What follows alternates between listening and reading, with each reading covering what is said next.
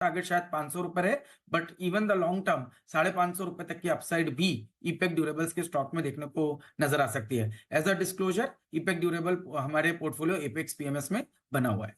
तो ये है स्टॉक जहां पर 550 के लक्ष्य के लिए करें खरीदारी। आइए बढ़ते हैं आगे, और अब वक्त है हमारी खास सीरीज दिवाली से दिवाली तक का।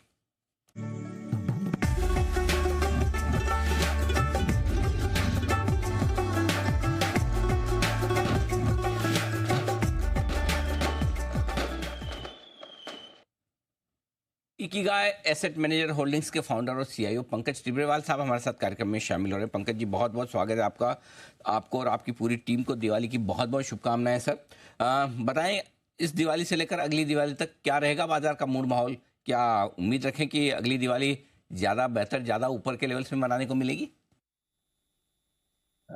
नमस्कार अनिल जी, आपको, आपके पूरी टीम को और आपके पूरे व्यूअर्स को हमारे टीम की तरफ से बहुत बहुत दिवाली की हार्दिक शुभकामनाएं। जैसा कि हम कह रहे हैं कि लास्ट कई महीनों से कि मार्केट में थोड़ा कॉशियस अप्रोच रहना चाहिए, एंड इस तिमाही के नतीजे अगर हम देखें तो काफी वीक रहा है। एंड 33 कंपनियों में निफ्टी ने रिजल्ट्स डिक्लेयर किए, एंड अगर आज उनके में हम मुनाफे को देखते हैं तो एब्सोल्युटली फ्लैट है। और जिसका एक्सपेक्टेशन था कि 5 से 10% की बढ़ोतरी होगी, अभी 33 कंपनियों में एब्सोल्युटली फ्लैट नतीजे आए। और हमने देखा किस तरह मार्केट जहां भी थोड़ा मिस हो रहा है वहां पर उन्हें पनिश कर रहा है। तो क्लियरली हमें ये लग रहा है कि आने वाले नेक्स्ट 12-18 महीने रैली जो लास्ट 3 साल से बहुत ब्रॉड बेस रही है वो नैरो होते जाएगी, depending on economy, depending on sectors की कैसे कैसे आपके नतीजे आएंगे।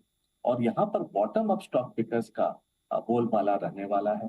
लास्ट 3 साल में हर किसी ने पैसा बनाया, गधे घोड़े के बीच में डिफरेंस नहीं रहा। अब घोड़ा चलेगा और बाकी लोग बैठेंगे।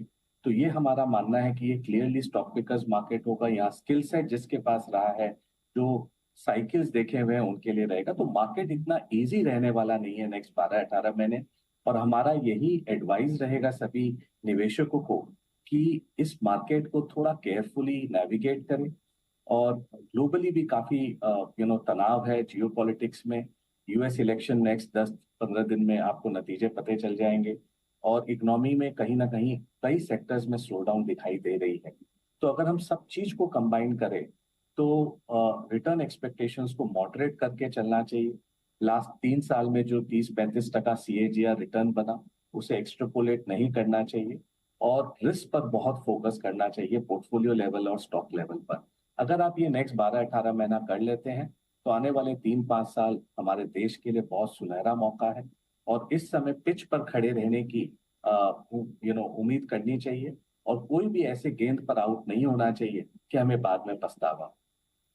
समय मुश्किल है, थोड़ा सा आराम से समय निकालें, बाजार को सेटल होने दें और उसके बाद आगे बढ़ें। अब सर, नतीजों के सीजन पर आते हैं जहां थोड़े से कमज़ोर नतीजे आए हैं इन जनरल, लेकिन ऐसा नहीं कि सब कमज़ोर है। कहाँ आपको मौके दिखते हैं जहां रिजल्ट्स इस तिमाही में भी ठीक है और आगे भी कॉन्फिडेंस बराबर बना हुआ है? तो अगर Anil ji BFSI banking and financial services space को देखें तो जो कैपिटल मार्केट प्लेस हैं, चाहे वो AMCs हों, चाहे वो ब्रोकरेज हों, चाहे वो एक्सचेंजेस हों, उनके नतीजे इस तिमाही में भी काफी स्ट्रांग रहे हैं। और अगर आप फाइनेंशियलाइजेशन ऑफ सेविंग पर बिलीव करते हैं तो आने वाले नेक्स्ट 3-4-5 साल कई सारी कंपनियां बहुत बड़ी साइज में हो जाएंगी। सेकंड, अगर हम देखें तो बैंकिंग में भी मिक्स बैग रहा है। कई बैंकों ने सरप्राइज किया है, प्राइवेट सेक्टर ने, और कई सारे PSUs के भी नतीजे इतने खराब नहीं रहे। तो लेंडिंग साइड में हमें लगता है कि प्राइवेट सेक्टर बैंक्स और थोड़े गिने चुने PSU बैंक का बास्केट बना के अप्रोच करना चाहिए। ये सेक्टर भी ठीक लग रहा है। और आने वाले नेक्स्ट 6-8 महीने में हमें लग रहा है कि बैंकिंग, जो पहले बोरिंग बिजनेस कहलाता था कि 13-15% अर्निंग्स ग्रोथ है, इसमें क्या है क्योंकि मार्केट 30% अर्निंग ग्रोथ दे रहा है, अब लग रहा है कि अब ये 15-20% रिटर्न, मतलब ये अर्निंग ग्रोथ वाली कंपनियां भी अच्छी लगने लगेगी और वो डार्लिंग्स हो जाएंगी। तो इस पर भी ध्यान रखने का है। सेकंड, हम फार्मा सेक्टर को देखते हैं तो फार्मा में भी नतीजे काफी स्टेडी रहे हैं अक्रॉस द बोर्ड। अगर हम देखें तो ये 10वीं तिमाही है जहाँ के फार्मे के नतीजे काफी, फार्मा सेक्टर के नतीजे काफी स्ट्रांग रहे हैं। IT में बहुत मिक्स्ड बैग रहा है। हम कई सारे मिड कैप आईटी कंपनियों में देखें कि उनकी ग्रोथ रेट बहुत स्ट्रांग रहे, तो उस पर भी फोकस करना चाहिए। और एक कॉन्ट्रा कॉल है कि केमिकल्स में हमें लग रहा है कि स्पेशलिटी केमिकल्स में कि वर्स्ट इज बिहाइंड, और यहाँ से इंक्रीमेंटली यहाँ से इम्प्रूवमेंट होना चाहिए। कई कंपनियों में हमने वो देखा है कि जो वर्स्ट फेज था, जो अर्निंग्स डिक्लाइन हम देख रहे थे, वो कहीं ना कहीं पीछे छूट गया है। अब यहाँ से वो ग्रोथ की तरफ मूव हो रहे हैं। और अगर एग्रो केमिकल साइकिल ग्लोबली अगर सपोर्ट किया, तो नेक्स्ट 12-18 महीने में स्पेशलिटी केमिकल्स में पैसा बन सकता है। Last but not the least, आज सीमेंट को कोई नहीं छू रहा है, लेकिन हमें लगता है सीमेंट प्राइसिंग एकदम बॉटम पर है। यहाँ से आज खराब न्यूज के बावजूद भी अब सीमेंट सेक्टर नेगेटिवली रिएक्ट नहीं कर रही है।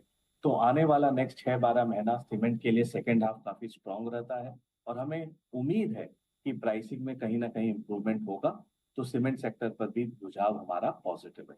तो ये कुछ सेक्टर्स हैं जहाँ पर नंबर्स के बाद बढ़िया एक्शन दिख रहा है। इस दिवाली से अगली दिवाली तक सर रिटर्न्स के लिहाज से कौन सी एसेट क्लास पसंद है आपको? इक्विटी, डेट या फिर गोल्ड और रियल एस्टेट? तो अनिल जी, जिस तरह जियोपॉलिटिकल सिनेरियो है, जिस तरह यूएस में आपने देखा कि फेड के 50 बेसिस पॉइंट ब्याज दर कम करने के बाद भी जो लॉन्ग टर्म बॉन्ड रेट है वो ऊपर गया, तो मार्केट क्लियरली ये दिखा रहा है कि महंगाई दर रहने वाला है। एंड जो फेड और बाकी सेंट्रल बैंकों का व्यू है कि रेट दर कम होंगे, वो प्रोबेबली ना होए। तो हार्ड एसेट्स वाली जो भी कंपनियां हैं, जिनके पास कोर हार्ड एसेट्स है ग्राउंड पर, वो कंपनियां हमें लगती है इक्विटीज में अच्छी करेंगी। गोल्ड, प्रेशियस मेटल, ये हमें लगता है कि हमें एक सेफ्टी हेज देगा, और ये अपने पोर्टफोलियो में होना जरूरी है। और अगर हम देखें तो थोड़ा सा फिक्स्ड इनकम की तरफ हमारा रुझाव अभी पॉजिटिव हो रहा है। एसेट एलोकेशन की तरफ अगर हम देखें, और वहां पर थोड़ा सेफ्टी नेट हमें दिख रहा है। तो अगर आज इस दिवाली से नेक्स्ट दिवाली कहें, तो हमें लग रहा है कि इक्विटीज से जो रिटर्न की उम्मीद है वो थोड़ी कम रहनी